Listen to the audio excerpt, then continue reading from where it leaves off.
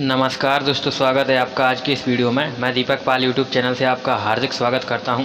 और जो भी मित्र हमारे इस चैनल पर नए आए हैं वो वीडियो को लाइक कर दीजिए और चैनल को सब्सक्राइब कर लीजिए, बगल में लगी घंटी को भी दबा दीजिए, जिससे पल पल की अपडेट आपके लिए मिलती रहे।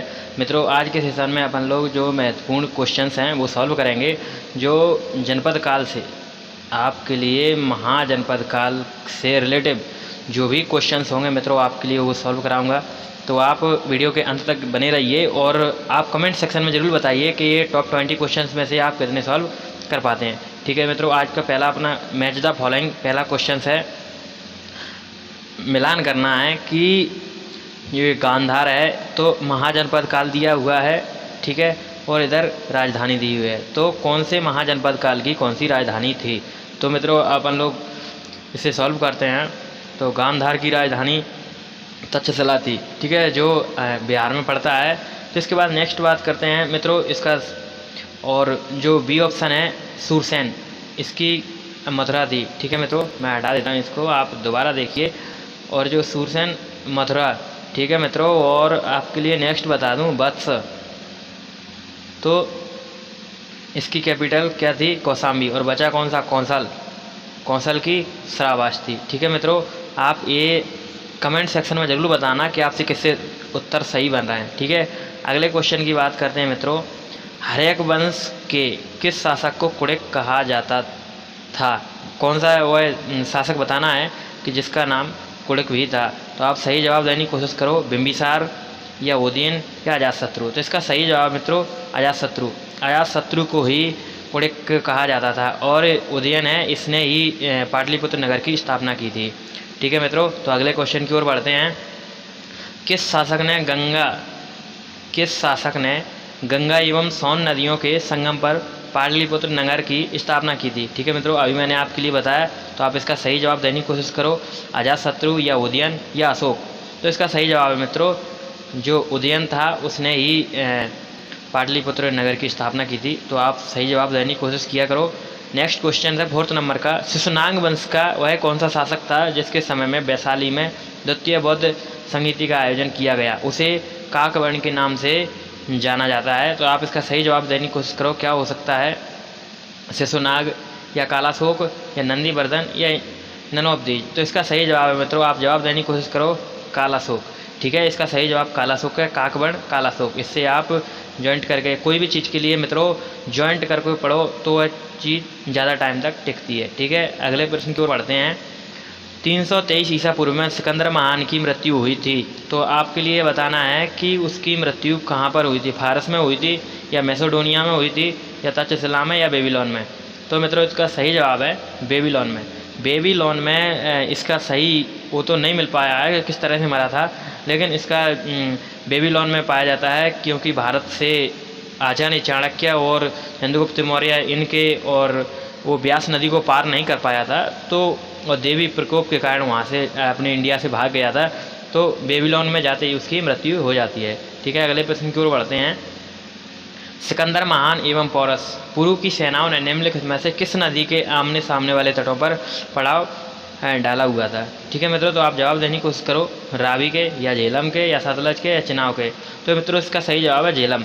झेलम नदी पर ही वह पड़ाव डाला था और झेलम नदी के नेक्स्ट जो ब्यास नदी आती है, तो मित्रों ब्यास नदी को वह पार नहीं कर पाया था। देवीय प्रकोप हो सकता है या अपने इंडिया के जो भी महान आचार्य चाणक्य थे उनकी नीति हो सकती है। ठीक है, अगले प्रश्न की ओर बढ़ते हैं। 7th नंबर का। किस प्रकार का मृद भांड अर्थात पोटरी भारत में द्वितीय नगरीकरण शहरीकरण के प्रारंभ का प्रतीक माना गया है। तो इसका आप सही जवाब देने की कोशिश करो, कौन से कलर का जो मृद भांड है, जो मृद भांड मिट्टी के बर्तन को कहा जाता है, तो उसका ये बताना है गेरू रंग वाले मृद भांड थे या चित्रधूसर या उत्तरी काले पॉलिश। आप जवाब देने की कोशिश करो, तो इसका सही जवाब है उत्तरी काले परिष्कृत बर्तन। ठीक है मित्रों, जिन भाइयों ने वीडियो को लाइक नहीं किया है तो वीडियो को लाइक कर दीजिए और वीडियो को ज़्यादा से ज़्यादा शेयर कीजिए, जिससे अन्य मित्रों उन्हें भी फ़ायदा मिलता रहे। अगले 8th नंबर के क्वेश्चंस की बात करते हैं मित्रों।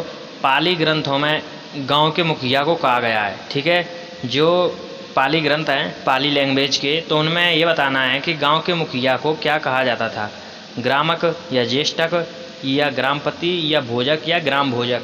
तो इसका सही जवाब मित्रों बी नंबर का ऑप्शन भोजक, ग्राम भोजक कहा जाता था।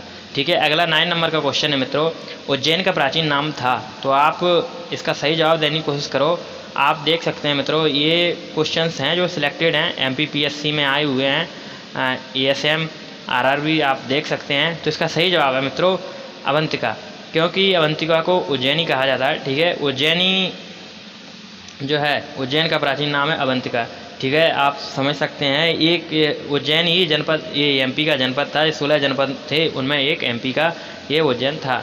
ठीक है, अगले प्रश्न की ओर बढ़ते हैं। नंद वंश का संस्थापक कौन था? तो आप जवाब देने की कोशिश करो, महापद्मनंद या कालाशोक या घनानंद या नागार्जुन। तो इसका सही जवाब है मित्रों, मित्रों आपके लिए बता दूं, जो भी क्वेश्चंस आप जवाब देने की कोशिश किया करो। तो नंद वंश का संस्थापक कौन था? महापद्मनंद। ठीक है, आप समझ सकते हैं इसका क्या जवाब हो सकता है। ठीक है, और इसका जो अंतिम घनानंद था, तो आप वो भी समझ सकते हैं। ठीक है, अगले क्वेश्चंस की बात करते हैं। और मित्रों इस क्वेश्चंस में मुझे भी डाउट सा लग रहा है, तो आप इसे देख लेना। ठीक है, और जो क्लियरिटी होगी मैं कमेंट सेक्शन में डाल दूंगा। ठीक है, इसका नंद वंश का संस्थापक कौन था? किताब में तो ये घनानंद दे रहा है, लेकिन घनानंद तो नहीं है, क्योंकि ये तो अंतिम शासक था। ठीक है, तो इसे आप छोड़ दीजिए, मैं आपके लिए बता दूंगा कमेंट सेक्शन में। ठीक है, ग्रीक यूनानी लेखकों द्वारा किसे अग्रमीज या जेंड्रमीज कहा गया है? तो इसका सही जवाब देने की कोशिश करो, किसके लिए कहा गया था? तो इसका सही जवाब है घनानंद को। ठीक है, घनानंद को अग्रमीज जेंड्रमीज कहा गया है। ये क्वेश्चंस मित्रों अच्छे लेवल के हैं, इसलिए आपसे निवेदन है कि आप कमेंट सेक्शन में ज़रूर बताएं।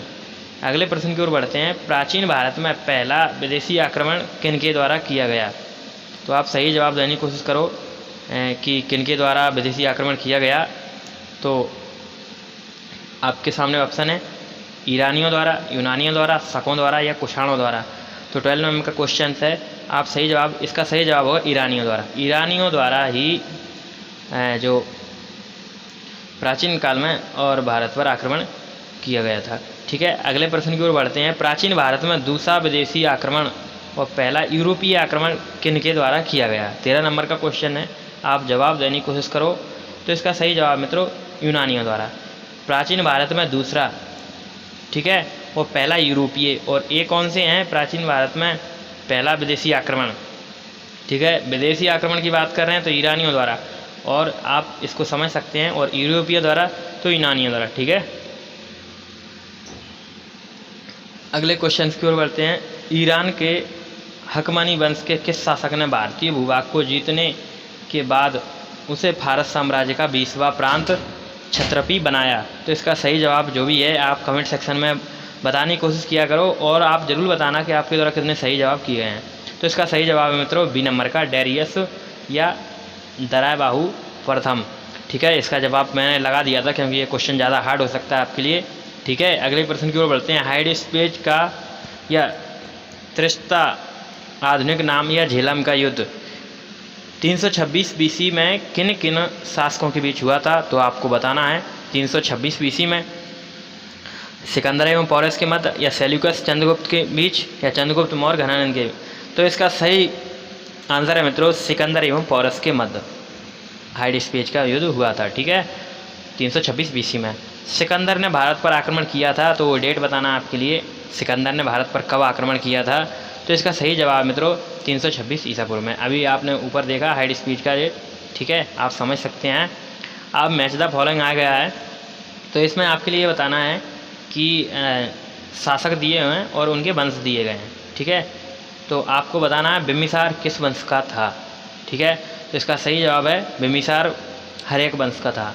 ठीक है, और अगले कालाशोक जो था वह शिशुनाग वंश का था, और महापद्मनंद नंद वंश का था, और बिंदुसार ये मौर्य वंश का था। बिंदुसार आप समझ सकते हैं जो चंद्रगुप्त मौर्य था उसका ही पुत्र बिंदुसार, उसका फिर अशोक होता है। ठीक है मित्रों, तो आपके लिए मैच द फॉलोइंग बताया। अब नेक्स्ट 18 नंबर का भी मैच द फॉलोइंग है, तो आप ये भी जवाब देने की कोशिश किया करना। एक साइड महाजनपद दिए हैं और एक साइड आधुनिक, जो वर्तमान में प्रेजेंट टाइम जो उनके नेम हैं वो बताना है। ठीक है, तो आप इसका सही जवाब देने की कोशिश करना। तो मगध को वर्तमान में क्या कहा जाता है? तो मगध को, जो अभी पटना है उसे मगध कहा जाता था पहले, और जो वत्स है उसे इलाहाबाद को पहले वत्स कहा जाता था, और जो अवध है कौंसल कहा जाता था इसे, और मालवा को अवंती कहा जाता था। अवंती जनपद के नाम से मालवा जाना जाता था मध्य प्रदेश का। ठीक है, अगले प्रश्न की ओर बढ़ते हैं। मगध की प्रथम राजधानी कौन सी थी? तो आपको सही जवाब देने की कोशिश करना है। मगध की प्रथम राजधानी कौन सी है? ग्रीवरज या राजगृह है? तो इसका सही जवाब है मित्रों ग्रीवरज या राजगृह। ठीक है मित्रों, आप देख सकते हैं बीपीएससी ये आए हुए क्वेश्चन हैं। ठीक है, किस शासक द्वारा सर्वप्रथम पाटलिपुत्र का राजधानी के रूप में चयन किया गया? तो आप इसका सही जवाब देने की कोशिश करना मित्रों। किस प्रथम शासक ने पाटलिपुत्र को राजधानी के रूप में एक्सेप्ट किया? तो इसका सही जवाब है उदयन द्वारा। उदयन ने ही पाटलिपुत्र की स्थापना की थी। ठीक है मित्रों, आज के ये टॉप 20 अपने क्वेश्चंस खत्म होते हैं। सभी से निवेदन है कि चैनल को सब्सक्राइब कर लीजिए और वीडियो को लाइक भी कर दीजिए, और सब्सक्राइब करते टाइम बगल में लगी घंटी को भी दबा दीजिए, जिससे पल पल की अपडेट आपके लिए मिलती रहे। ठीक है मित्रों, आप मेरा सपोर्ट कीजिए। जय हिंद।